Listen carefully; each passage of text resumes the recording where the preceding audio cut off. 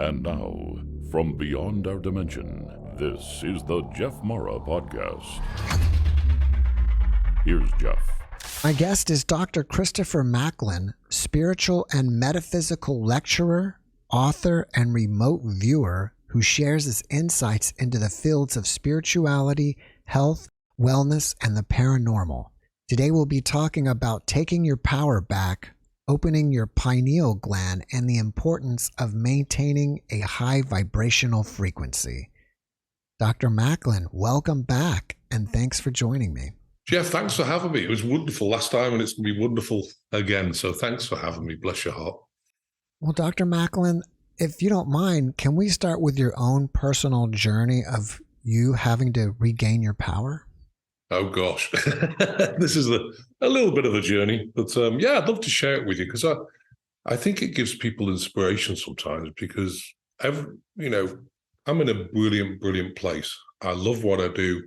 I'm always blessed, never want for anything, but I've never always been like that. So if I go back to, being young at the age of 4, suddenly realized I could see beings around. And, I always give the story about my father when I saw a being in my bedroom. Like, oh my God, there's some reptilian thing in the corner of the room, and Dad, there's a thing, I didn't at the time know it was reptilian. I just said, there's a thing, like a lizardy thing in the corner of my room. And he comes running, where is it? It's just a bad dream, darling. It's okay, go back to sleep, and it's still there, But the thing is, you might think, well, that's imagination, but it was real. And the reason why I knew it was real is because I could feel this energy in my heart kind of saying, this is not a very good thing to feel. And so I kind of said, get out of my bedroom. And it went. I thought, whoa, this works. And so at a young age, I learned to actually manage these things so that, they didn't sort of attack you. So moving forward, I realized also I could see craft in the sky. I could see many different things. And Dad, there's a craft. Where? Okay, you're not seeing that either. So, I learned to just not say anything and just watch and listen.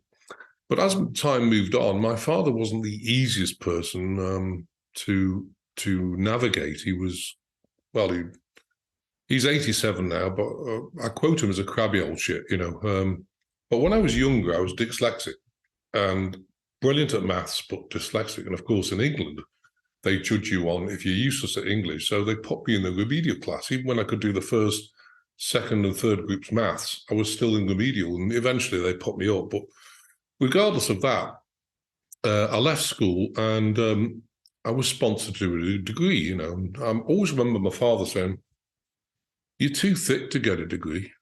I was like, oh, okay. And I took it personally, but I said, okay, I'm going to get one.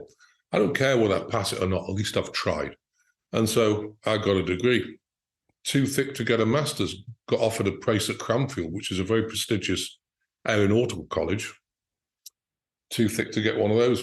Got one of those, and I just continued with PhD and different things, doing research. And then I got in the corporate system where my first job was with Marconi in guidance and defense systems, working on autopilot type things. And I didn't like it at all. Earned fortunes of money, but I kept going to work saying, there's got to be something better than this. And then, I did better and better. I worked for Airbus Industries in Spain, to produce the Airbus and the Eurofighter project. Still, I was there's got to be something better than this. And I went to work for Philips, and I was very successful at Philips. I mean, Philips is a huge company, Philips Consumer Electronics.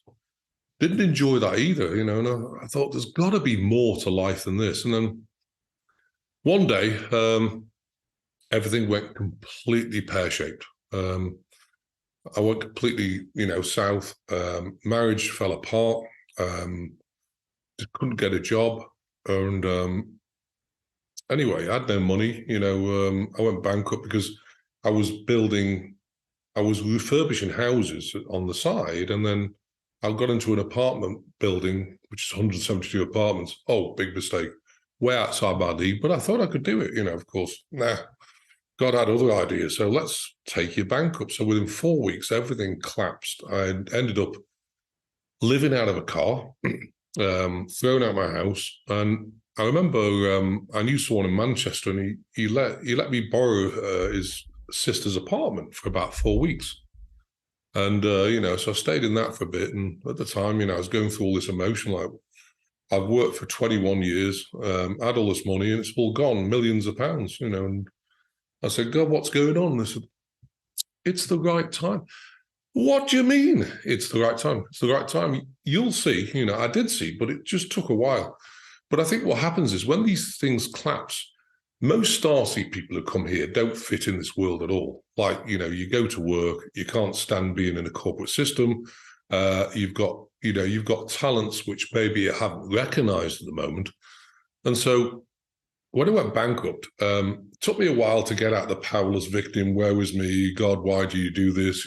Because it's nothing to do with God. It's all you. You're creating that reality because of because your whole personality, your whole focus is into why was it me? I haven't got anything. You're just manifesting more and more, and it gets worse and worse to a point where I think it's the dark night of the soul. And then suddenly, one day you wake up and think, hang on, I'm a good person. And, at the time, brother didn't phone me, father hardly phoned me, no one was interested. And, after I'd released the emotion of that and realized that no one gives a shit, you've got to understand that you've got to care about yourself. You've got to take your power back. So little by little, I started taking my power back. And, I was meditating, looking at, okay, you've got a gift of healing. Okay, how does that work? And it took me 4 years. Now, I know people say, well, I do other people's modalities and everything else. To me, that's completely wrong. And I'll tell you why, because I think as a starseed, your starseed family could be different than the person who's trying to teach you their modality from their starseed family. So your gifts will operate differently. So I realized that I'm not going to look at other people's modalities. I'm just going to focus on, and, I learned I was a Melchizedek being. There's only 5 of us here. And I learned that, my job was to police time and space and do some other things. We've got another one who does sacred geometry. And, so I understood my gift, and little by little of meditation, they showed me from a spiritual perspective the cause and effect of many diseases. But it took 4 years, people say, I haven't got 4 years. Well, the thing is about your gifts is you've got to make the time. The gift is there, but you've got to learn how to use it. So over these 4-year period, I was learning, I was trying things out. Some crazy stuff happened, crazy stuff, I remember a vortex just came in the room one day, and it actually, I thought it was raining, but it looked like raindrops, like a vortex, and it was just coming into me. And it looked like the raindrops were that big. I thought, what the heck is this? Have we got a leak in the roof? No, it's a spiritual, I think it was like an anointing of some sort, sending energy in pockets. And that lasted for about 6 hours. And I was just lying in this bed, watching this vortex, bring this energy. And little by little, took my power back, starting to understand how the healing gifts are working, and tried it out. And more over 4 years, to a point where, then I started traveling around because I met somebody who wanted to sponsor us to go to different countries, and really started to realize that this is working. This is really working well. And then what happened is, before I tell you the next part, I can tell you 20 years ago, when I was in the corporate system, I went for a reading. And I was sat in this lady, she was about 87, she's probably passed now, but about 87. And she, sat there and she goes, well, writing all these things down. Yes, thank you, thank you. And I was waiting, and she said, well, what an interesting reading. She said, they're saying you're going to get remarried. I said, okay. And I thought I was happy. I wasn't, but of course. They're saying that you are going to move to America. What? Okay. And they're saying that you're going to work for God and live off donations. What? I mean, I didn't say that to her, but in my mind, I was like, what are you on about? Because, of course, you've got to realize there's no time with these things. And look where we are today. I work for God, live off donations, and, oh, I'm in America. She was absolutely right. So at that time, I was still in England and took my power back, started manifesting things. I traveled to India, all over Europe, came to America several times. And then by chance, I met this lady in Belize who was from Hollister, where I am now. And she said, well, why didn't you, she was being hounded by Illuminati people. Long story with that. So I did a ceremony to break it down, a God ceremony, and it all stopped. And she was blown away about it. Wow, this harassment has stopped. So I stayed with her for a bit, and then suddenly, I came here, opened the office, thinking, well, build it, they'll come. Well, it kind of doesn't work like that. And I'll tell you why, because I remember, I sat around for 3 months, no one's coming in. Got to pay rent to the office. Yes, we had a few people come in, like 2 or 3 people, but not enough to make it really work. Then one day I said, okay, God, why is it not working? Why aren't people coming? They said, it's not the building, it's you, it's within here. Get out there. Okay. So the first place I ever went to was Unity Church, because Unity is fairly spiritual. In St. Petersburg, and they invited me to their bookshop, which is huge. They wanted me to do a lecture, so okay, I'll go. So I flew into Florida and got to the bookshop. Anyway, time was coming on, and suddenly people started filling up, and there was about 120 people there, and they said we're going to have to lock the doors because we weren't expecting this many, and so they locked the doors, and people banging, I want to come in, and they were getting pretty upset. There was probably about another 50 or 60 people who wanted to get in, but of course, from fire regulations. And, literally, I was standing, doing this lecture, and there's people sitting about 3 inches from my feet. And I was sitting there thinking, why the heck do these people want to come and see me? And what you realize is that when you're on the right path, God creates everything you need. And that includes people who want to see you, because it's about your energy. If your energy is positive, people feel it. And so I did that, and then I was invited a lot more lectures, went all over the place and different expos. And, things just grew and grew. And now, we work on probably, I don't know, with the general groups and specialized groups and one-to-one sessions, we probably work on, 2,000 people a week. So why did I become successful? Because I took my power back. I realized, people say you're supposed to love yourself. For me, it was actually taking my power back. And I looked at myself in a mirror. I thought, wow, I'm a really good person. I do my best for people. And you always get critics. I remember about 2 months ago, you always get somebody who said, well, Jesus never charged for healings. I said, well, look, this is a different age, just the unit in here that I'm talking today, the monitor and everything else, is about $35,000 of equipment, just one of them. And we have 3 of them, and we have girls in the office. We've got 10 staff. So you have to pay them. So I said, look, the choice is yours. I can go and sit in the street and beg for food and, see if I can get somewhere to live. Or I can ask for donations and be able to deliver the healings and everything else through the internet, through all the technology we have. And, and I said, I choose that, because people are so grateful for it. So I think, once you take your power back, everything starts to, and, taking your power back is also about, to me, the key instrument is surrender and gratitude. And I think they go together. If you look at some of the teachings, people say, well, why didn't you get a gratitude stone? So, and, if you've watched The Secret or anything else like that, well, why don't you give God 5 minutes a day before you brush your teeth? Well, God, okay, you got 5 minutes. I'm grateful for my wife, my car, I've got food on the table. Well, sorry, I haven't got any more time for you. And to me, gratitude doesn't work like that. that, to me, the key for gratitude is it's a way of life. You're always grateful for everything that happens, as the day progresses. And I think, that was the key instrument, which really is about surrender. Like, God's got your back. So you never have to worry about anything. And people say, well, how do you run this ministry? Well, do I like counting beans? Do I like accounting? No, I won't do it, not good at it.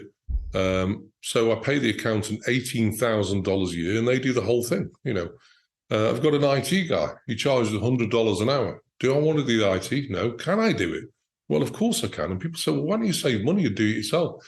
Because it distracts you. To me, it distracts you from your gift. If you focus on your gift and allow the money to flow into other people's pockets so that they can feed their families, I think it's a circle of life, and I think that's really important.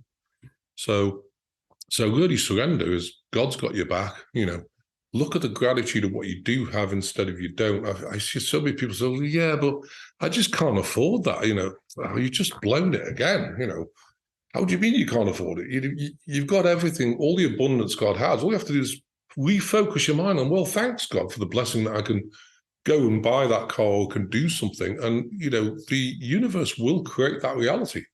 And you don't have to worry about how it works. It's just the gratitude and the focus of that manifestation. It's key, I'm living proof that it works, because when I was bankrupt, I was actually penniless. Went without food for 21 days, 7 days, different times over those 4 years. And I know what it's like to be without food. And it's very disconcerting when you live out of a car because you've got no base. And so, now I'm just grateful for a plate of food on the table. And I think, it gets you back to the basics of life. Now, you were talking about star seeds, and I'm pretty sure you were talking about yourself, but are you also saying that we're all star seeds or only a percentage of us? There's about 400,000 star seeds in this planet. And the problem you've got, think about this, star seeds, when you're up in the God realm, and you better think, I want you to listen to me really carefully, you guys out there, because you're in the God realm. It's all unconditional love. It feels amazing. You're sipping champagne with God, and God says, well, I want volunteers. And you think, well, I'll do it, So you get in the queue and you volunteer, and they show you a few things of what it's like down here. They show you the visions of, this is happening, that's happening. Oh, it'll be okay. Of course. So, you come down, the eggs fertilize, becomes a fetus. You've got 3 months to get the soul. So the soul comes in. Now, with star seeds, some of them aren't born that way. And why is that? Because you need enough DNA from the starseed soul family to be able to get you there. Like Palladium is okay. You can be born the natural way.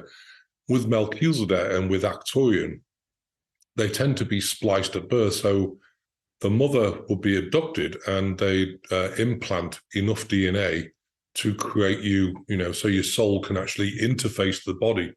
And that's one of the key instruments, So my mother was abducted. I was spliced as a Melchizedek being. And, that's why my father really doesn't get me at all, which is okay. But when you get down here, you look at this world, I don't recognize this place. I don't belong here. I don't behave like the people here.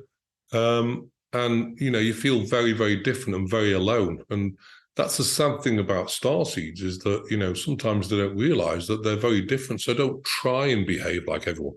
Don't try and be in the matrix. What you have to do is take a step out of it and learn to navigate and find something that's your absolute passion, something that's going to get you out of bed in the morning. Like, this healing, I love it. The difference I see in people is incredible.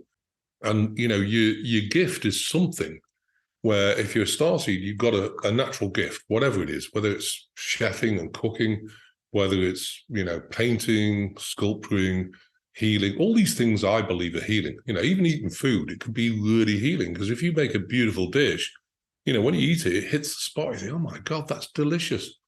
So, I encourage everyone, if you're a starseed, and you'll know because you don't fit in at all on this planet. And, that's why a lot of people get suicidal, because I want to go back to God. Well, look, the problem is you volunteered and now you're here.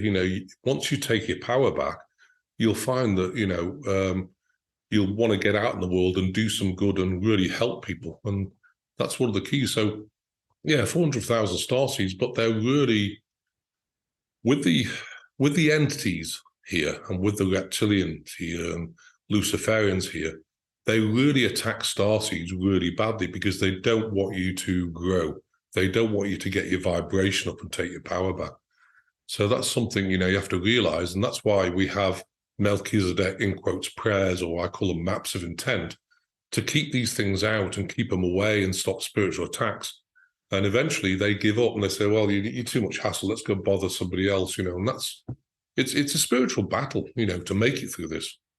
And people say, well, I must have to do bigger things than just be here.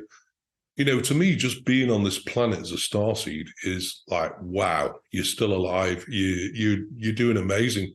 Honor yourself for that, because it's not an easy place. This place is nuts, Jeff, I don't know what you think of it, but I think the place is nuts.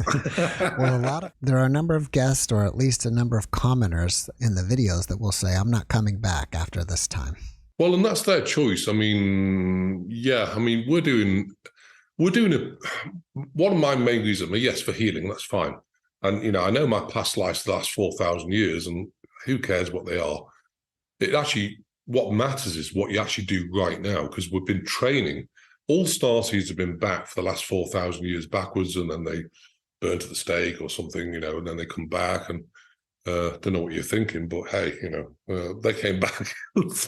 And, they learn again, because the transition in the last 4,000 years, it's gone so fast that they had to come back several times to train for right now. So, and right now is it. This is the time. One of my projects here is to bring some off-planet. We're building some off-planet pyramids to bring down here in the next year or so. Now, this is a huge project. The pyramids, one's almost 1,000 feet tall, 999.99 feet tall, 66.66 feet tall, and 333.333 feet tall. And, they're going to be put on the golden curve. The smallest one will be out of the curve. The second one will be closer. And the third one will be on the ley line. And it's going to be, well, I can't really tell you what it's going to be, because the deep state cabal people know it's going to happen. So we've got to be very careful they don't buy up all the land, but we need about 100,000 acres. So it's a project that's probably going to cost quite a number of billions of dollars. And we have the banking system, the White Hat banking system, who's created the money. So that's one of the main reasons why I'm here. Now we think, well, okay, so you're building pyramids. Why do you want these here? And the answer is this, is that people don't realize there's humanity on the planet. Then there's hybrids and different, beings, reptilian hybrids who look like humans who are on the planet. And then there's the reptilian element underneath the planet, and Luciferian and Draconian, which are, and they say, well, there can't be that many. There's actually more of them than us under the planet. And so if you think about it, the consciousness of the planet is not just humanity, it's actually the reptilian element as well. So you think, well, okay, so they're dragging, because they're negative beings, they're dragging the consciousness down. So what the pyramids will do is they'll raise the vibration, they'll flood out energy into the ley lines throughout the whole planet, because they are stargates. They're a little bit different than the Palladian Giza pyramids. They were built by the Palladians, also off planet, because we don't have the technology to do that. So, but, what it'll do over a period of time, and quite quickly, is raise the vibration of the planet such that these beings can't live in this high vibrational world. So it's really going to help this transition. So that's actually one of my main reasons why I'm here on this planet. Do you think that the reason that you were able to see that being in your room as a child is because you are a starseed? I do, yeah, Jeff. I think a lot of people have got different gifts. Some people are seers. My wife's very clairaudient. She can tune. She can tune into conversations in houses like a block away. And she said, I had the neighbours, like, 8 houses down, and they were arguing. And she said, I heard the conversation, and she saw them in the street. She said, "Are you guys okay?" And how did you know? Well, I heard you. Well, she didn't say that. She said, "Oh, I just felt something was wrong." But she heard the whole conversation. A lot of starseeds have different things. It's like remote viewing. The CIA train people to remote view. There's 2 ways of doing it. One is where you basically meditate. You can, your soul can step out your body on an umbilical cord and go somewhere, and you can see things through your soul being there. The problem with that is it's kind of dangerous. Why is that? Because reptilians and different beings can see energy. They can see that your soul's there. And therefore, if the umbilical cord was severed, you go into a coma because your soul can't find its way back. And that's one of the things with car wrecks. If you have a car wreck, suddenly your soul just leaps out of the body. It can tear the umbilical cord. You go into a coma. Soul can't find its way back. So what do you do? And I've been in hospitals where I've got the soul, locked it back into the thing, and they've just woken up like that. So that's an interesting concept. I don't like that way of remote viewing. I do it a different way through the Melchizedek beings. And the Melchizedek beings see it all. And, they can translate through telepathy. So it's a different method in a way. And that's how I use it for healing. If you need to look inside someone's, body and look at their liver, kidneys, it's done through the Melchizedek beings who are actually in the room, doing the work through a portal. So I always prefer that, because I think the other way is a little bit dangerous, because you're kind of putting your life on the line in a way, but yeah, all starseeds have gifts, really good gifts. Now, what's the difference really between a starseed and just the average Joe in the streets is starseeds have evolved where they don't need to come back to learn spiritual tests. And, this place is a classroom, like extreme, like no other. And of course, what a great place to really get spiritual growth. But starseeds don't need to come back. They volunteer, A lot of people come back here because they haven't evolved enough in the last lifetime. They just didn't get it. So they're going to work on that again. And then a different aspect. They can be there, can take them 100,000 times of coming back to this planet to really get spiritually evolved. But starseeds have evolved, and they're part of the starseed races that are helping humanity, like Palladians, Arcturians, Lumerians, Atlantarians, Andromedans, Lyrans, Syrians, all these people are helping humanity at the moment. So that's where the soul comes from. So if you want to know what starseed family you do come from, I think it's important to ask the right question and get the intuition answer, and don't ask, "Oh, where am I from?" because it's too broad. What you got to do is say, where is my soul starseed? Who is my soul starseed family? And then go through them. Is it Palladian? Yes or no? Oh no. Is it the 5 Melchizedek beings I know here. So, but you might be Arcturian. We work closely with the Arcturians who are actually building these pyramids. So it's just important to know that, I think, because you are gifted. You are loved, and don't let anyone take your power away. But of course, you're going to be attacked like relentlessly by these beings like Anunnaki, Draconians, Luciferians. They all try and attach you. They send you negative thoughts. And, if you give your power away, you start to think, "Oh my God, I'm useless, I'm pathetic." And you're not, you're a really powerful being.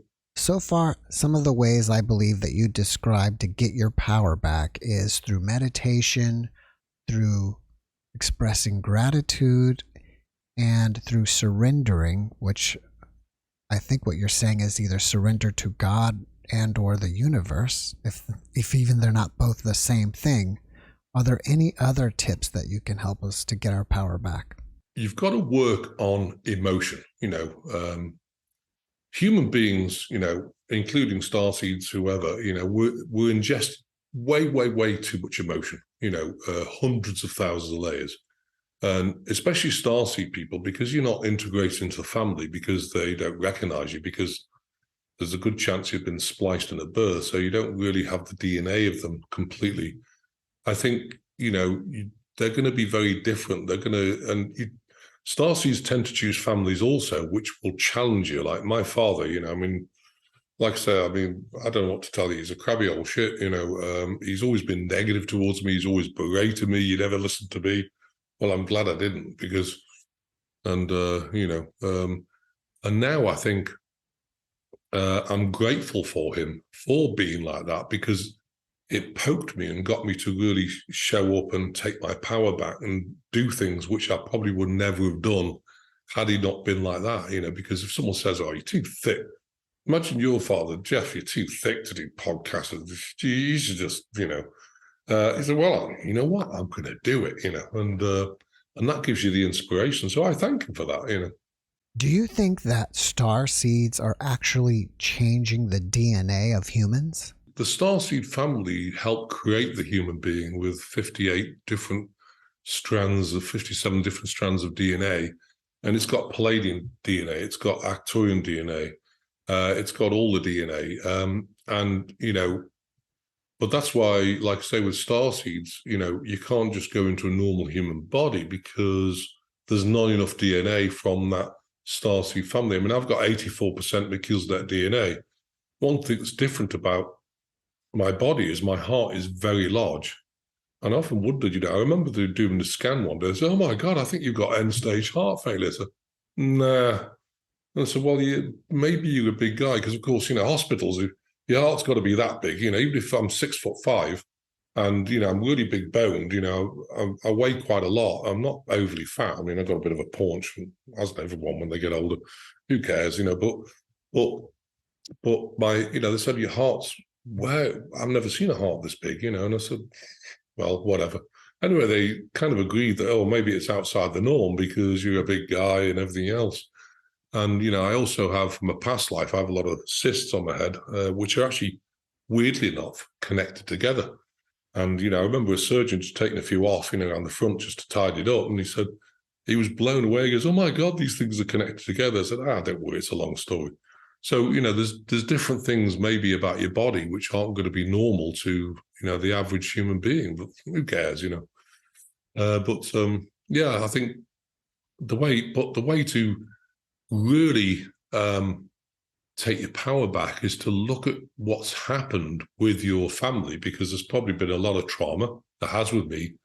And one thing I really worked on is abandonment. I've had abandonment all my life. My father, of course, did he show love? Now, let me see. No, my mother was always sick, so did I get any love off her? No, she was always powerless because of my father's regime. And so, I had a lot of abandonment issues. And in the marriages, they never really gelled because I'm very different. And so, when I met my wife, Mandy, and she really helped me with that, I had abandonment issues. Things would trigger me and, I'd withdraw because I think, oh, this love can't be, it's just,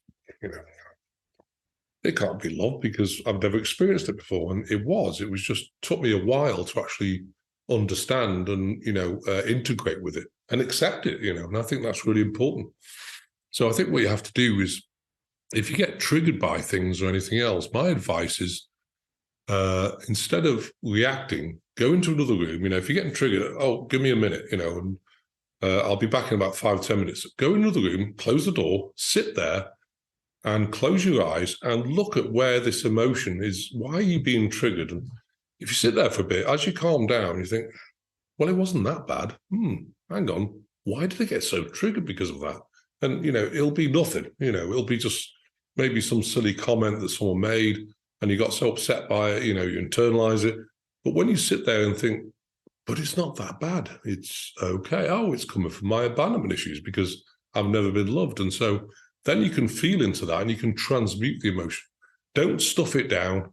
Don't try to ignore it because it doesn't go away. Emotion is, to me, is a dangerous thing in the body because it creates sickness over a period of time. So it's really important to move that away. We do have some meditations, which, heart chakra meditations, which can release like 27 releases in one go. So I think it's important to work on emotion. I think it's important to meditate. get the cog connection, and don't just meditate for 5 minutes. You need, maybe an hour or two a day if you can do it. I think being amongst setting boundaries is key as well. Because, of course, if you're getting berated somebody, would you want them in your energy field? And the answer is probably not. So, but to be unconditional love is loving, but maybe at a distance, maybe stay over there. It's okay. Because it's difficult to love somebody if they come in your field and start putting you down, berating you, you're useless. So, healthy boundaries, I think, is a key as well. And getting people around you who love you, who you don't have to explain anything to. They know you. They love you for who you are. And most starseeds, I talk to them every day, and they've virtually got no friends. They may have one friend if they're lucky. And if you have one or two friends, you're really blessed because, normally those are people who you can hang around with, you can have fun with, and you don't have to go on a stage and pretend you're somebody you're not. You just, stay all raw and authentic. I think that's some of the keys, Thank you for that. What do you say to people who want to know what their right path is, but they just can't figure it out? I think it's interesting. I always remember, with the Melchizedek being so I go bankrupt. So I start meditating. Okay, so I realize I was a Melchizedek being, so start meditating, nothing happens. Next day, and that was 2 or 3 hours, each day. So next day, meditate. Nothing happened. Week goes by, nothing happens. After about 2 or 3 weeks, I said to them, let's look, guys, I'm committed to this. I'm going to do it till I pass away. So you're going to show up sometime, and because I've got the commitment now, I get it. And, after a couple more times, they started showing up, and it was incredible. Amazing things happened, so... And I think when you do connect to your starseed family, they start talking to you. It's done by telepathy. That's one of the reasons why, dare I say, I don't believe in light language, because angelic beings don't use light language. They use telepathy. Light language is a reptilian type thing. So, I'll be very careful about trying to learn light language. And it's my perception, people may berate me and say, wow, you don't know what you're talking about. Okay, well, but, you don't need light language, and I find some of the words which I talk to some of the things I'm talking to because that beings through telepathy, it's very difficult to create a description down here because the words don't match the, God, love energy that, you're talking to. It's amazing, really. I'm glad you brought up telepathy because I saw a video recently where they were talking about crystals being on the pineal gland, which can basically turn the brain into like an antenna, which I think receives consciousness. You think that part of the brain also receives the telepathic messages? Oh, it does, yeah, absolutely. And that's the interesting thing. I mean, I did a meditation, it's on YouTube too. Basically through psychic surgery with Melchizedek beings, they go in and they actually start breaking down because, the few ways of shutting down the pineal gland. One is, of course, again, fluoride. The second one is the nanotechnology affects the pineal gland. So does stealth pathogens like Borrelia Lyme, HIV/AIDS, Agent Orange. So all these things are there to try and shut the pineal gland down. So, I mean, it's good to do, if you want to see that, it's on the YouTube, if you go to Global Enlightenment Project on YouTube, you can play that. It takes a bit of time. It just doesn't clear just once. It might take several times to listen to this. And it's a guided meditation. Through my voice, it gets the Melchizedek beings to go into the pineal gland and break all this calcification around it so that you can start, seeing things from a different perspective. And I've found with people with doing it, what happens is when your pineal gland's open, when you look outside, it's like watching high definition television on a television versus an old tube one. It's that different because when you look at colors, they become like, wow, they become so beautiful because you're seeing the energy in the color, not just the color itself. When you look at a tree, you look at a tree, you think, wow, you can see every single leaf, and the leaves are kind of slightly different shades of green, maybe. But, every single leaf, instead of seeing a splodge of green, you see every single leaf in the definition of everything, because you see the auras around every single leaf. I mean, it's that profound. And sometimes I remember going to Hawaii, and my pineal gland, blew open, and I was looking at a wall, and it was actually just moving.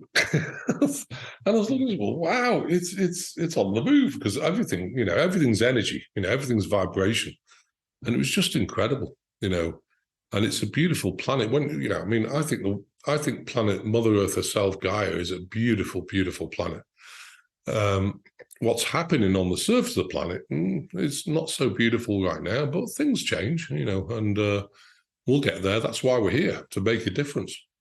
So I think one of the key instruments is getting the pineal gland blown wide open. But just be prepared that you're going to see, and you're going to connect to a lot of new things when that happens.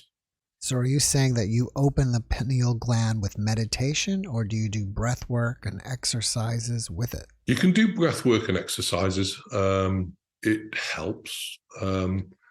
I personally think that, sometimes with the level of calcification around it from things like fluoride or whatever, sometimes you need some help. And we do that on the general healing groups. We always work on the pineal gland. So if you want to join that, if you want to do the meditation we have, which is a guided meditation on YouTube, which again, invokes the Melchizedek beings literally to do psychic surgery to remove the calcification, so it starts to open up, and that could take about 8 to 10, rounds of that to help it open up. But breath work does help. If you take deep breaths and breathe it out slowly, and move that energy, all these things help. The same with releasing emotion. I mean, if you look into emotions, if you feel, oh, that's the emotion I want to move, then just take a deep breath and I'm going to move that emotion out, and breathe it out over 7 seconds. Controlled breath is really, really powerful. I've seen something about when you're doing the breath work and you put your body in a certain position, you start pumping the cerebral spinal fluid around your spinal cord and into your brain, which helps move the pineal gland and activate it. Absolutely. And I was wondering if you recommended something like that. Yeah, that all helps. I think a combination of the things. I mean, to activate it, it needs activating anyway. But I think when you've got calcification around it, even if you try and activate it, the calcification that's around it is like a crisp calcified, shell, and you've got to break that down, and it's difficult to do so. But it will go eventually. But it doesn't happen. Don't think you can just do like a few deep breaths and it'll be open.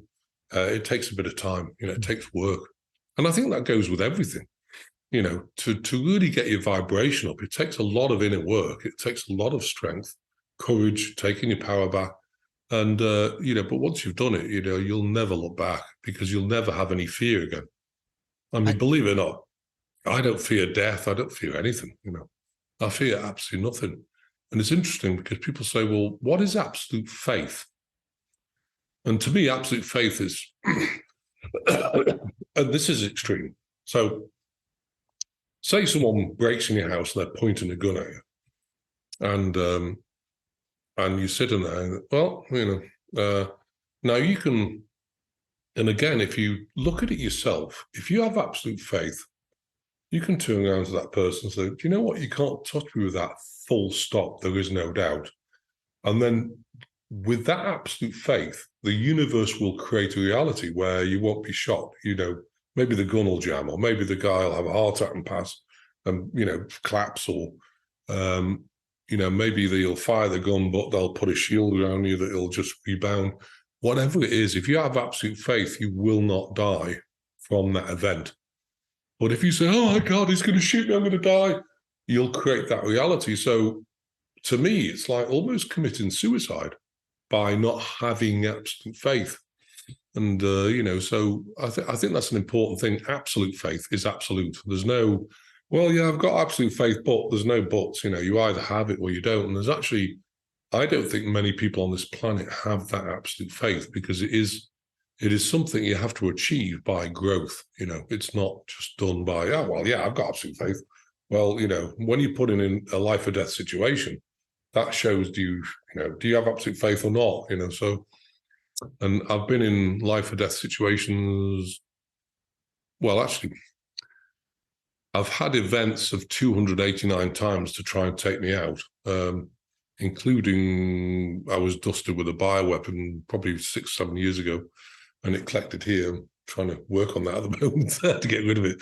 But, these things happen, but 289 times. And I remember the time in India when I was in Delhi, and I was meant to fly back in 2 days' time. And so I was sitting there in the hotel, and they said, you need to delay your flight for 3 days. Why? You need to delay your flight for 3 days. Why?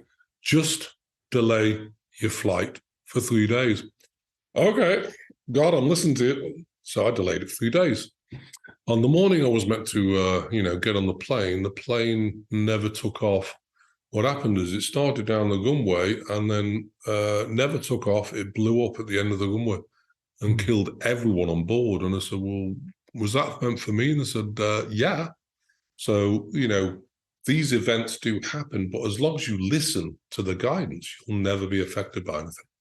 I think one of the messages from your personal journey is that it takes time. And so in some instances, maybe someone has an overnight miraculous change in their life. But I would say generally for the majority of us, healing and taking your power back does take time. I think it does. I mean, even if you have a miraculous, like what I call in quotes, come to Jesus moment, where something happens, oh my God, I don't get it. You won't get everything, but that starts you on a new journey, and I mean, I've seen stuff, I've done things that are, pretty incredible. And have I tried them now? No. But I think on my journey, some of these things were like, oh my goodness, wow, look at that, and it gives you the inspiration to do more. But you've got to watch the ego doesn't take away with you and think, oh, well, I know it all now, because you don't, I didn't. I mean, do I know everything now? The answer is, well, no, I'm learning still. After 14 years of being here in America doing healings, I still learn new things every day, and it's incredible. So, you still got to be open to learning. You can never know enough. There's always things to learn. I think it's incredible, but it is a journey. And I don't think you're going to get there, I think people just want to, well, I just want to know my gift and do it and we're good to go, And it doesn't work like that. It's a ton of work. It could take 2 or 3 years to really get there and understand your gift inside out. But by goodness, when you do, you'll blow people away with it, In the very beginning, I mentioned the importance of maintaining a high vibrational frequency. And do you think it's kind of goes along with manifesting, like you've got to keep putting out positive visualizations and positive ideas of things you want to manifest, and if not, it's easy to slip back into old patterns and actually going into negative manifestations? Oh, absolutely. Yeah, it's so easy for people to just drop back, and I think, I mean, the way I started it really is policing my thoughts, and it takes a lot of work, because imagine how many thoughts you have per day, and I used to, sometimes I'd have a negative thought. Oh, back up. I didn't mean that. And I'd recast that thought into something positive. Well, thank you for the blessing, God, And, policing your thoughts, if you do that for 30 days, I think that'll change your whole patterns of emotion, if you police your thoughts. And, I mean, people often say to me, well, I talk about wisdom beyond forgiveness, where you can go into past timelines and put positive energy in a really bad place and something that happened, because I believe it doesn't matter how bad the thing is, it's there for growth. And I think, people argue, well, what about rape, or what about anything, someone getting shot, or, well, it's all there for growth, because it teaches you that, okay, that happened, and it teaches you A, forgiveness, and B, you're taking your power back, and then to forgive the person, and you can put them in in your mind and inject positive energy into that, comes down up the timeline into the now, so that'll change your whole perception of everything. I think everything's there, for growth and everything else, You mentioned earlier the matrix. How do we stay out of all the negativity that's within the matrix? Well, Jeff, I think it's important that we get back to basics. I think our lives, well, most people's lives have got so complicated. And for me, nature is it, getting back to cooking your own food. We need to get away from manufactured food, highly processed food. I encourage people now to switch all the news off, forget the news. Start focusing on something you enjoy. Like, if you enjoy music, put some music on. Start dancing around like a mad person and having a laugh and getting people to laugh at you. Like, what are you doing? Cook some really lovely food. It's not difficult to cook food. And in fact, our food at home tastes way better than any restaurant because it's got so much love in it. I mean, I'm not a chef, but if you put love in that food, you think, wow, it really hits the spot. And, if you enjoy gardening, start growing your own food. Say, I don't have the time. Well, make the time. I think it's important for us to start making time for ourselves, for our bodies, to start eating really good food and, drink a glass of wine. Don't worry about people saying, you can't drink. That's not super spiritual. Okay. Well, I have a few beers and I enjoy it. And then, I always go back to Jesus. I believe Jesus was an old tippler because at the time, water was really dirty. And so he converted water to wine. He had free wine and he tippled that all day. So what's good for him is good for us. I really believe that. And, it's true. People, of course, they got merry and had a laugh. That's what life's all about. It's okay to have a few wines. It's okay to, start enjoying yourself a bit down here. People have this marker that super spiritual means you don't do anything, don't drink, don't smoke, don't have sex, don't. Well, what do you do? It's a hard world down here.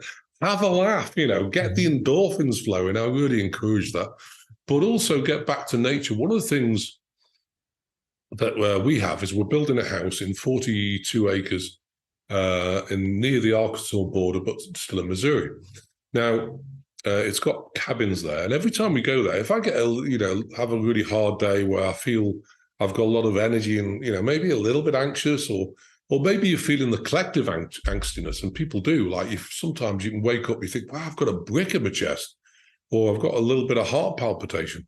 It's important to go, into nature. If I get amongst these trees and just sit there and relax, I can feel all the energy just being absorbed by the trees. It's incredible. And within like 15 minutes, they're, wow, that's so much better, And, so, well, I haven't got the time. You've got to make the time because this is key. If you're having heart palpitations, it means that you've got a ton of anxiety and you've got to let it release, and maintain it, and stay amongst the trees. And I love it amongst the trees. So you've got to find things that you really excite you, really relax you. And again, keep amongst people who are loving, kind, and caring, who understand you, and you don't even have to explain yourself to them. And if people berate you, just, again, set boundaries. It's okay to have them outside your energy field, and love them from a distance. I think all these things are key for a healthy life. It's great what you're saying, because some of my near-death experiencers come back saying that we need to take life less seriously and have more fun. That's the key. Fun is the key. But for some people have this almost like judgment of, well, if you're super spiritual, you can't really do that. You can't dance around like a mad person to some of the 80s pop music or whatever. You can't, have a glass of wine because you shouldn't drink. You shouldn't eat meat. You shouldn't. Well, just again, everything. If it's in moderation, it's okay. And I think you've got to really enjoy your life and find that passion. The key is finding that passion. What you're really passionate about, whether it's working with animals or it's working with kids, whether it's, growing your food in the garden. You might be brilliant at that. Have I ever done that? No. But when we get these 42 acres, we're going to get a 30 foot by 15 greenhouse, and we're going to do it. Will I fail at it? I don't know. I'm going to have a go. But, we've got people around who can help us and teach us, and little by little, we'll start growing some beautiful food and go pick your peppers out of the greenhouse. Imagine that. Instead of going to somewhere like Walmart, where the poor old peppers died probably about, 2 or 3 months ago. It's been sitting in the warehouse, and you look at it and it's been polished, but all the skin looks wrinkly. And how much nutrient is in that pepper? Probably about 20% of what it should be. So imagine picking one that's just alive and it's glowing at you. Wow, this is beautiful. So those sort of things really give me joy. It's getting back to the basics, Mm-hmm. And they're right, Well, Dr. Macklin, after watching this podcast, people may want to reach out to you and ask you questions. Are you open to that? Yeah, absolutely. What's the best way to reach you? Well, if you go to the website, it's globalenlightenmentproject.com. And you can go on that and you can submit a form. It's got the phone number of the office if you want to phone the office. Or, we also have, it's part of the ministry of the Global Enlightenment Project. You can email the office at info at ChristopherMacklinMinistries.com. And I would encourage people, if you want help to get your vibration, we do healings. I do healings like one-to-one. I do specialized groups where there's up to 20 people on it, and we talk to everyone.